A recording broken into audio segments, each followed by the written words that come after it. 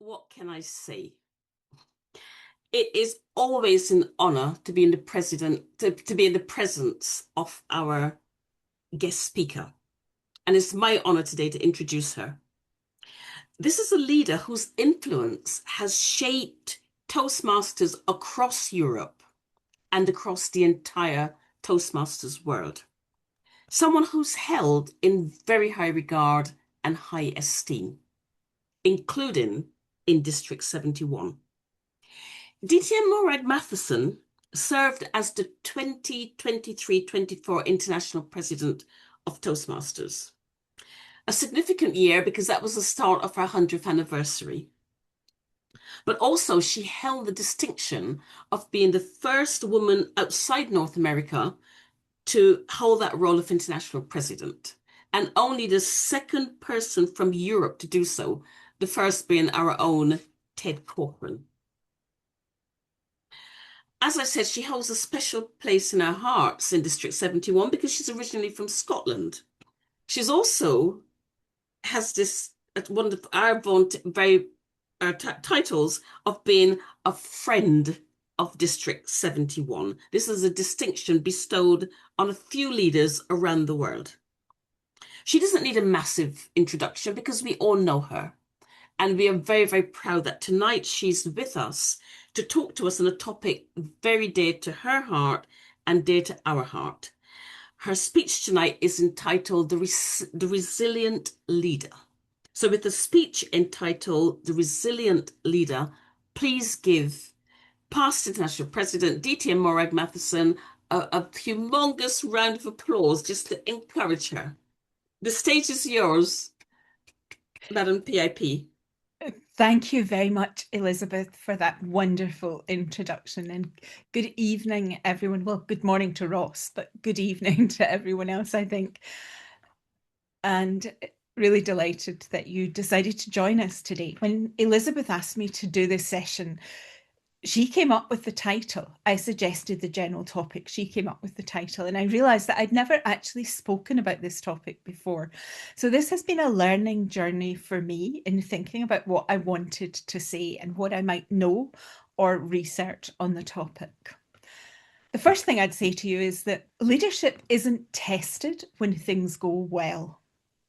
It's revealed when they don't go well. Resilience itself is not a new concept, but it has become more frequently talked about in the current decade. We see the significance when reports show that currently around 80% of leaders report experiencing burnout of some sort, and a significant proportion of them say that it's frequent, not occasional.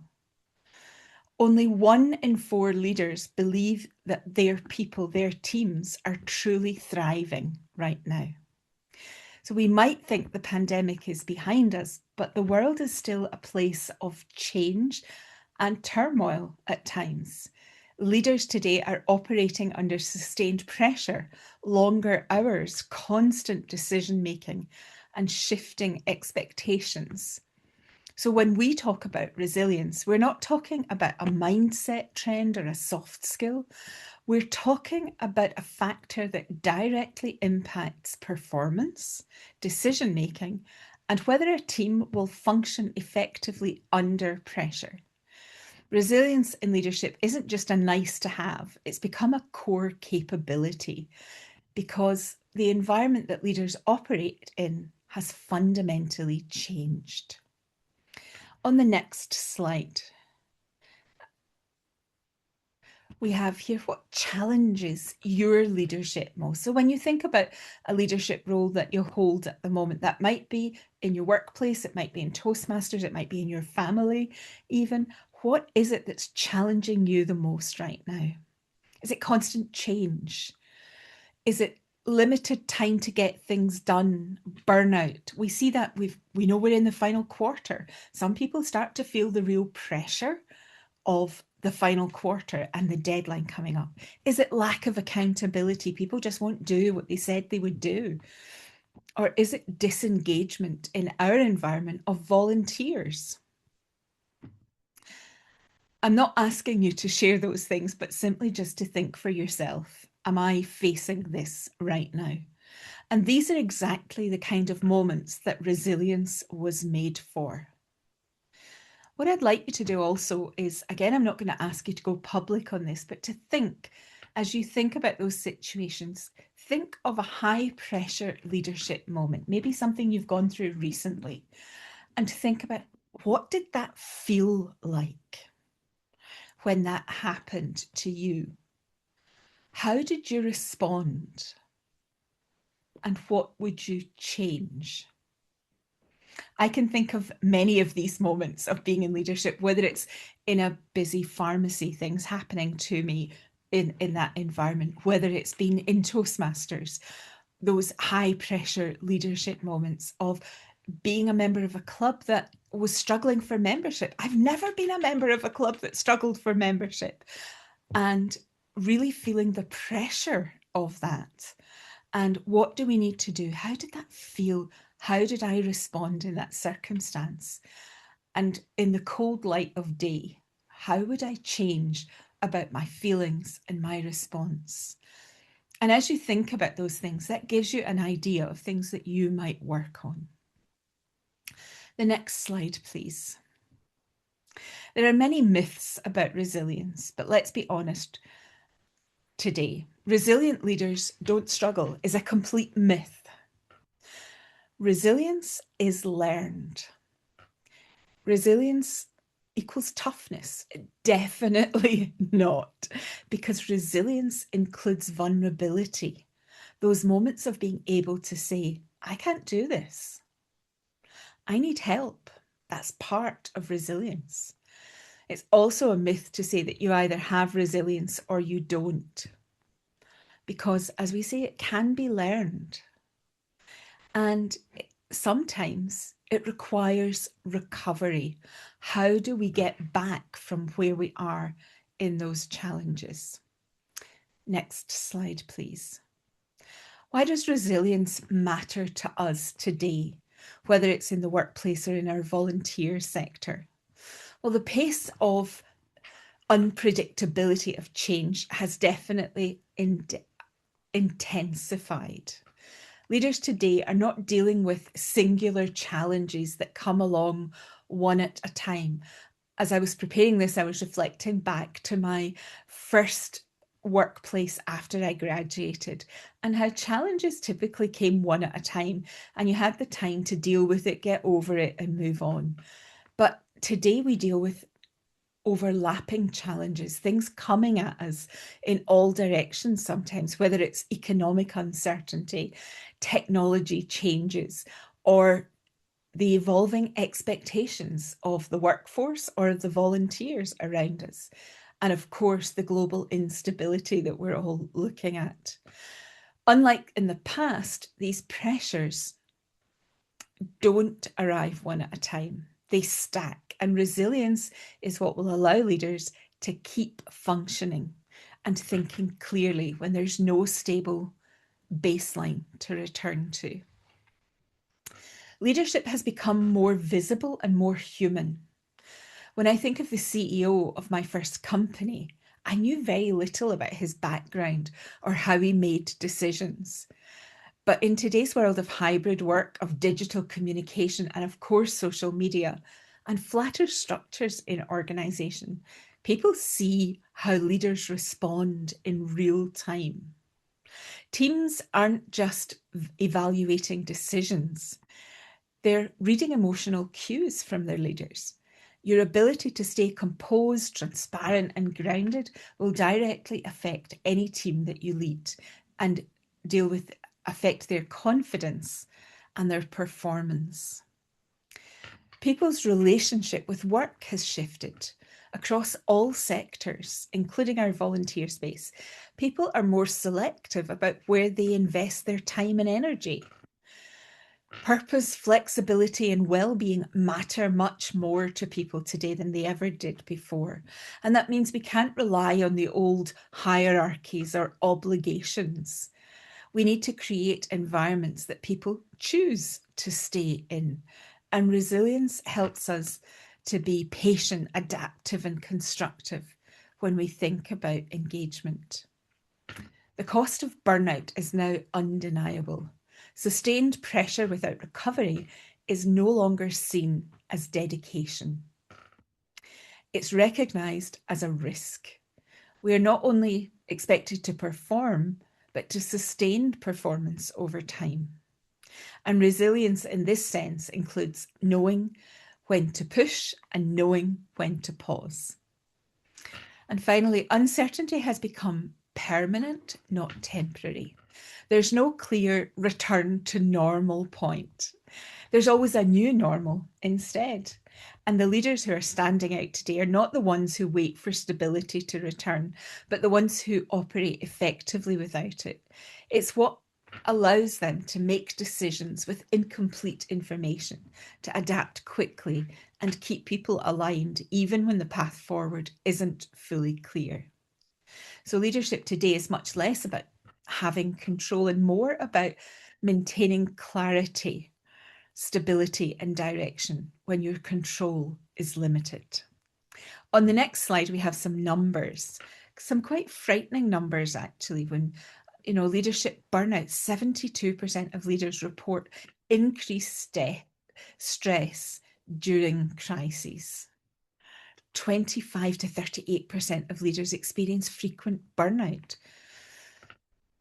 High percentages that have had an impact in productivity, in errors in the workplace, and depending on your environment, that can be really, really challenging. So burnout isn't just a well-being issue, it's a performance and effectiveness issue. And then, of course, stress and workload, longer working hours, a lot higher than in the past, that increases our risk of burnout, and poor work-life balance.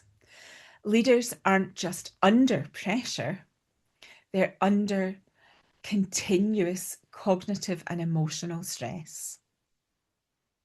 What these numbers tell us is that pressure on leaders is higher than ever. Burnout is widespread and measurable. Performance is directly affected. Teams are feeling the impact, and leadership behaviour shapes resilience across the system. It all sounds quite doom and gloom, doesn't it? I didn't really mean it to. It's just what showed up when looking at this topic. How would you define resilient leadership? On the next slide, I have a definition from the Centre for Creative Leadership. If I were to simplify this, I would say that resilient leadership is more than simply bouncing back from adversity or not breaking in the face of hardship. There's also a dimension of growth here. And at its simplest, I think resilience is the ability to handle and adapt to adversity so that we recover more quickly and we deal with stressful situations better. What does a resilient leader look like? Well, in the next slide, we have some of the characteristics. Resilient leaders are adaptable and flexible. They embrace change and adjust strategies to fit their new realities. Don't get into your head that I'm suggesting any kind of tally-ho flag waving mentality. It still takes time and effort to get there. Being willing to try new things or new ways of working. For example, the introduction of a new system at work. Just being willing to try it can really help loosen things. I can always remember as a pharmacy manager, when I wanted to change things, I would say to my team, I'd like to try this. Do you think it would work? And I'd get a bit of an odd response, and I'd say to them, well, why don't we try it and see? And if it doesn't work, we can stop doing it. And we were able to try so many things because we provided a safe and fair way to do that. We need to be curious, to experiment, give ourselves permission to fail, and maybe sometimes take control of what you can take control of and walk away from the attitude that says, oh, but we've always done it this way. There's huge stresses come when new things happen, but often there are ways that we can work around this. But if we continuously become more adaptable and more flexible, it becomes easier for us. Resilient leaders have self-awareness and humility. Having self-awareness helps us understand our abilities and our personal limits. It helps us learn to admit mistakes and learn from them. You know, knowing your abilities. If you asked me to paint your portrait and I said yes, we'd both be mad and stressed. You'd never ask me to paint a portrait. What are your personal limits? I remember as a newly qualified pharmacist when things would get really busy in store and I would feel that pressure. And, you know, it is a physical pressure you start to feel. I would do something very simple.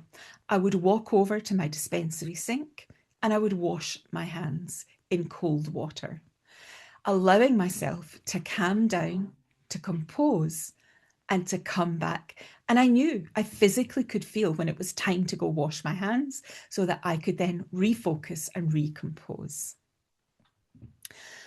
Also, not hiding mistakes. It can be tempting to think that we don't want to show up our mistakes. Of course, we don't. We don't want to make them in the first place, but hiding them can actually do more damage in the long term.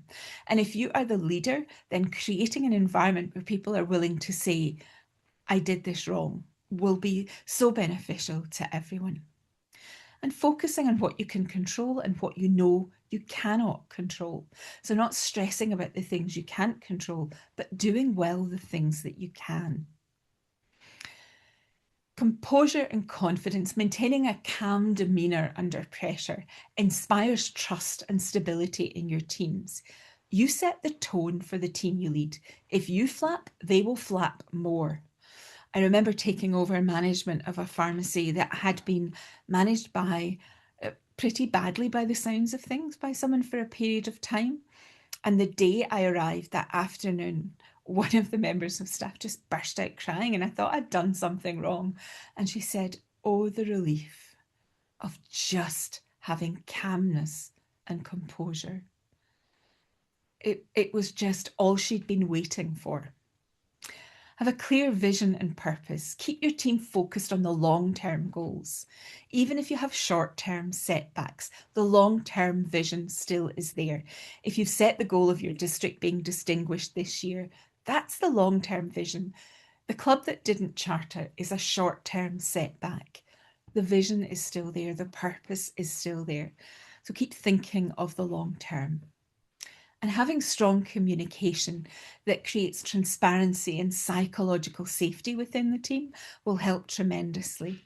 Teams should know what's going on, be able to ask questions, share their concerns, admit their mistakes. But also with your team, take time to reflect and for yourself and to recover from the stress. You cannot keep going forever at an intense pace. The next slide. I think there are 4 areas that we need to consider in resilient leadership, and they are physical resilience, the body's capacity to respond to stress with strength and stamina, and think about how you recover when you've been under that stress, mental resilience, the ability to maintain or regain your cognitive capacity, and allowing your creativity to emerge.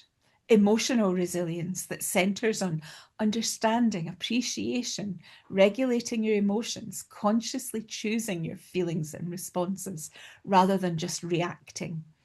And social resilience, reflecting an individual's capacity to work with others and to recover from stress. On the next slide, I have some practices for building resilience. First of all, reframing challenges, actively viewing failures as learning opportunities rather than insurmountable threats. I want you to think about when something fails at the last minute in a club or an area event or meeting. Think about, okay, that failed, but what's the opportunity in that failure? What can we learn from what this happened? I'll let you into a secret. When I was second vice president, I made a mistake in a board meeting. I was very new. And the next morning, this was the middle of the night, And I was horrified that I'd made a mistake it was with parliamentary procedures. Nobody died. It was okay. But the next morning, my mentor called me, and the first thing he said to me was, "Okay, Morag, what can we learn from this?" And I loved that because that allowed me to reframe what had happened.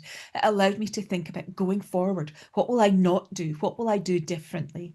What are the cues I missed that I should have seen? Challenge your assumptions. Learn to notice and challenge potentially faulty assumptions about what others are thinking about you or what they're doing, what's going on. And our perceptions are more likely to become distorted or irrational when we're under stress. So think about what is actually true. Don't oversimplify or overcomplicate the situation. When you challenge those assumptions, you can come to something much more productive in terms of your belief. Cultivate emotional regulation. No one wants to react. We'd all like to respond. So manage your stress through mental techniques that prevent those emotional outbursts. My hand washing example, that prevented me from snapping at someone because it just allowed me to recompose.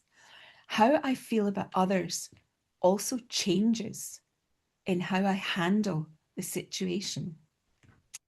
Savor the sweet things. I'm not advocating chocolate here.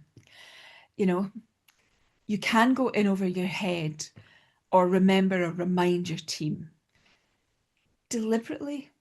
And when you do that, you deliberately enhance and prolong your positive mood experience and emotion. So savor those moments. You know, think about what happened, go over it again in your head. That happened. I love that bit where this bit worked. That was really great. And suddenly you see there's only a little bit didn't work. Everything else worked. So now we can get intentional about reaching for positivity and about working on the things that we can perhaps do better in the future. Express gratitude. Some people love to journal their gratitude, but you can express it to others. They will feel more positive too when they hear you expressing gratitude. And it helps to remind yourself that it's not all bad, and it boosts the mood and motivation of yourself and your team. Think about physical self-care. Physical activity. You don't have to run a marathon or spend hours in the gym. It could be taking the dog for a walk, walking on the beach, dancing to your favourite music at home when no one's watching. Any form of regular exercise improves your ability to process stress, and it helps your resilience grow. Get enough sleep. I'm not going to advocate a specific number of hours, but actually making sure that each day you get enough sleep is scientifically proven to strengthen your resilience. And take breaks. No one can go at it 24 hours a day, 7 days a week. When I was district governor, way back, I used to take Saturdays off. That was my day I wouldn't open my laptop. I'd go to events that I had to go to, but essentially wouldn't open my laptop because you can't keep working on things all of the time consistently. And then finally, build social connections. Develop and nurture a broad network of personal and professional relationships. Of course, having strong relationships is important for achieving outcomes in an organisation and meeting goals. But the personal relationships matter too, because they can give you the kind of support you need for that work-life juggling. Both types of social connections are necessary in helping you deal with difficulties and in developing perspective. People who know you in different environments, who care about you, and with whom you can kick back and have a laugh, make all the difference in the world. Resilient leaders ensure organisational continuity by managing both their own emotional well-being and the collective morale of their team, ensuring that everyone recovers faster and stronger from crises. on the final slide, you'll find my contact details if you want to get in touch with me. What I would say is, for me, I love the fact that we chose this topic, Elizabeth, and I feel like there's so much more I can do with this topic. So probably, I think I may speak a lot more about it in the future. Thank you very much. Back to you, Steve. Thank you very much, Morag. That was inspiring, educational, challenging at times. And I think that's exactly what we need at this time. We need to be considering how we help our leaders to be successful, both within Toastmasters and in the broader world. And it's such a valuable topic. So I'll echo your comments to Elizabeth about asking you to speak about this.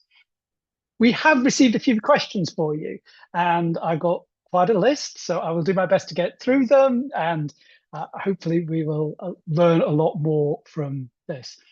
One of the topics that came up as you were talking was around that vulnerability piece. And sometimes people don't like asking for help. How do we encourage people to get more comfortable with that and to do that more often? Yeah, you're right. Some people are not good at asking for help. I used to be one of those. I used to think I had to do it all myself. And then I learned that no one can ever do it all by themselves. Even if it's from an ability point of view, no one is as competent in everything as they would ever want to be. Now, I have a friend who says that in any relationships, whether they're business, professional, family, whatever, that the way to get the most out of that relationship is to learn to build a bridge of trust that can stand the weight of truth. And I think that's where the vulnerability piece comes in. When we start to work with people, is how are we building those relationships? Because by building strong relationships, then we learn that we can actually be vulnerable with each other. And, you know, sometimes there are points when we're in those situations and it comes to that critical moment when you just can't do it anymore, or when people have seen ugly behavior from you because lack of resilience shows up in all kinds of ways for us, depending on how we feel. They've seen you snap. Oh, so then I have to say, look, okay, this is what's going on in my life. You might not give them every single detail. You know, for example, like today when I've talked about this, I haven't talked about, for example, most of you will know that I went through a cancer diagnosis just before I became international president. I haven't talked about that or the details of that because I choose not to in the detail. But there would be places where I could talk about that. So it's where are you building those relationships, I think, that allow you to be more vulnerable. Thank you, and thank you for sharing that personal information as well. I know on other occasions you have spoken about it, and I think it gives a good example of often we don't know what to expect. We have to deal with things that we didn't plan for. Are you able to share with us any examples in your Toastmasters journey where you really developed your own resilience skills? I think in lots of ways you do that, don't you? Mm-hmm. So many moments of developing resilience along the way. You know, when I think of becoming district director, I was district governor as it was back then in 2012-13. So we were early in the term, and in the month of September, we were preparing the budget and getting everything ready, all the documents to go to headquarters. And we had great plans, which thankfully came to fruition in the end. But I ended up with my father-in-law became very ill in hospital in Scotland. And at the same time, my husband and I were about to celebrate a significant wedding anniversary. And it was kind of like everything was, like I said earlier, things don't happen one by one and you get the chance to deal with one and recover and do another. Suddenly things were stacking. And I'm just like, I don't know what to do. And the last thing that had happened was my father-in-law becoming very ill. And I'm going to have to go to Scotland. How on earth are we going to finish this? And it was my programme quality director, my Lieutenant Governor Education Training, as he was at that point, who said, Morag, we're a team. Family matters. You go deal with that. We've done 90% of the work in this budget, your control is not going to make any difference here in the last writing of the plan and the budget. We know what's to go in. We will take care of this. You go deal with the things you have to deal with. And that was a huge lesson for me, that I did not have to be there for everything. I did not have to be in control of everything. I had a team that would share it with me. And so I was able to go and take care of family things and come back, and, everything was done. And that's amazing, and that's a wonderful position to be in, because I think that importance of teamwork and knowing you can rely on your team and needing help from people is very helpful. You touched on something earlier about the kind of need for balancing things. When you know when to push, know when to pause. How do you balance that? Creating a safe environment, creating the environment where people don't feel the pressure, but also sometimes you do need to push. How do you get that balance right, and how do you encourage other leaders to do the same? If I'm really honest, a lot of it is trial and error. And a lot of it is getting to know your team. And that's not a very scientific, smart answer, but that's a real answer. Because how far can you push? And this is where you have to listen to yourself. You have to be very aware of others. And you can see, by the look in someone's eyes, having that emotional intelligence when you work with your team and seeing what they're under. Can they cope with this? What would happen if? And being willing to change your mind and being willing to admit, I got it wrong. We shouldn't have pushed there. Or maybe we should have pushed harder there. And I think this is part of why vulnerability is so closely linked with resilience, I think, because being able to create that space where if I can say, I got this wrong, then my team can say that. If I set that, if I walk the talk on getting it wrong, or we have to change this. I'm sorry, we're not doing this now because it's too much for everyone. And being willing to stop something as well as start something, I think, is really important as a leader. I think, as you were saying, the being prepared to stop doing things. I think quite often in the Toastmasters world and in the world of work, there's always more and more things to be done and things that need to be done, and lots of great ideas. And if you enjoy reading the Toastmasters policies and protocols, or 98,000 words of it or whatever, there's so many things in there that we would love to grapple with. Yeah. Can you think from your experience things that districts or clubs or teams should consider doing less of to create that space for building relationships? Work for the sake of work. Don't do work for the sake of work. Do work that's meaningful and that has a purpose and has an impact. You have your minimum requirements. I have seen again and again in districts I've visited, people doing things where I would say, why are you doing that? Oh, we've always done it like this. Yeah, but why? What's the impact of that? The actual requirements of what you need to do those. And then everything else should be only if you really need it and only if it's going to have an impact. Don't do it for the sake of doing it, just because you could. I saw it happen with one new district director who decided they wanted to pay close attention to the performance management of their district. And they developed a whole administration system that they were expecting their area directors to go onto the dashboard, download certain information, then upload it to somewhere else, and then look at it. And it's like, there's no point in this. There's no point. Let them encourage them to look at the dashboard and understand the dashboard, and then help them know what they need to do with what they find there. This huge reporting behind the scenes was just endless. And this person insisted they were going to push ahead with it. But of course, within 3 months, it had collapsed because the area directors just said, we're not doing this. This is not what we signed up for. It's not meaningful work. Yeah, and I think building on that, you talked earlier about, leaders now are under constant cognitive, emotional stress. There's a lot of demands on people. And I had the question in my mind, like, how on earth do you encourage people to sign up for that? How do you encourage people to go do these things. And this is very relevant at this time in the program year. Clubs are looking for leaders. Yeah. Districts are looking for leaders. How do we encourage people to see that as a positive? Yeah. You have to talk about the outcomes, I think. What's the impact these people can make? And the impact of being able to start a new club where none of it existed. And I sometimes will tell the story, and I'm sure I've told it in your district before, of my first encounter with Toastmasters was 6 years before I became a member, because there were no clubs anywhere near where I was living or working.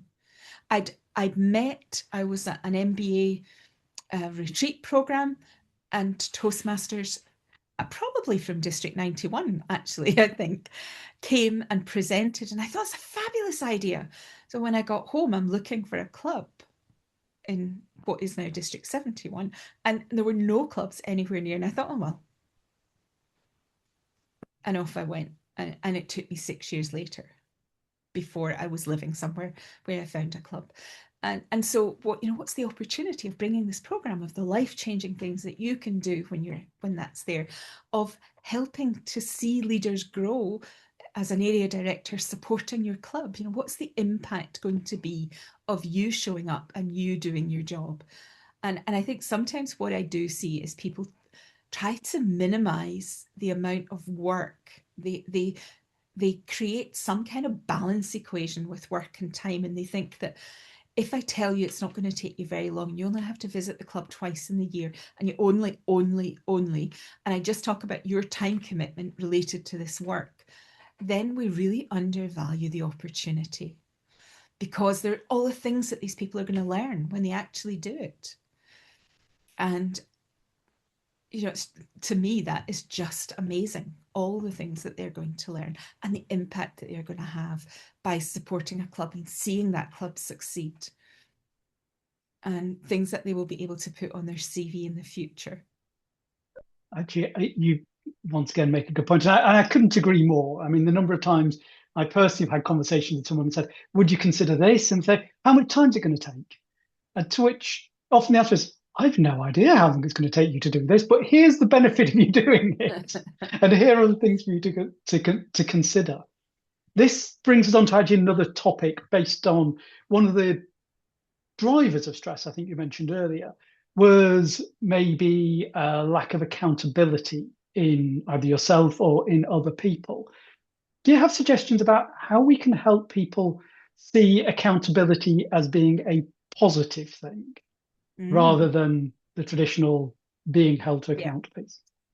Before I answer that, can you hear a rather piercing noise? I cannot. Good, then Zoom is filtering it out. Okay. It's our water softener has just gone, and I would have to go and press some buttons, but that's okay. So I think with accountability gives you a partnership with others, and it allows you to be part of the success of something. But we have to set up accountability properly. So if I'm going to hold you accountable for something, I have to make sure that I've trained you on how to do it, or you already know how to do it, that my expectations are clear, that you have all of the resources that you need. Holding you accountable when I don't provide what you need is very unfair. But if I provide what you need in terms of training and resource and expectations, then it's reasonable for me to expect that you're actually going to step up and you say, yeah, I'll do that job and I will step up. So what are you putting into the mix that will allow this other person to succeed? Because sometimes when people are not accountable, it's not their fault entirely. We have a part to play. So, where are both parties in this? And I remember as district governor holding my division directors to account. So when we prepared our district success plan right at the beginning, I had all of my division directors do their division success plans, and they presented them to us, and they told us we had a deck in September, and they presented, this is what we're doing in our division this year. And specifically, this is the number of clubs we're going to build and so on. I hadn't asked them to build any number of clubs. Really, I'd asked every area director to build a club, but I hadn't asked them for anything. And then when we met again in February, when the first one got up to speak, they told us how things were going in their division. And I asked the question, in September, you told us you would build this number of clubs. How is that going for you? And that division director looked shocked beyond belief. I don't remember the numbers now. I think it was something like they'd promised 11 new clubs, which was enormous. And they had managed 2. And the look on his face, and he turned and he looked at his team and he said, well, we promised it. I guess we've got some work to do. And they went on and they delivered almost all of what they said they would deliver. But that sent a message to everyone else. You said, I didn't say it. You said it. So, and I'm willing to support you and encourage you and check in with you. But if you say it, I have an expectation as a leader that you're going to do it. I think there may be some potential future division directors on this call making notes right now about that particular They're probably tip. going, I'm really glad I didn't serve on her team.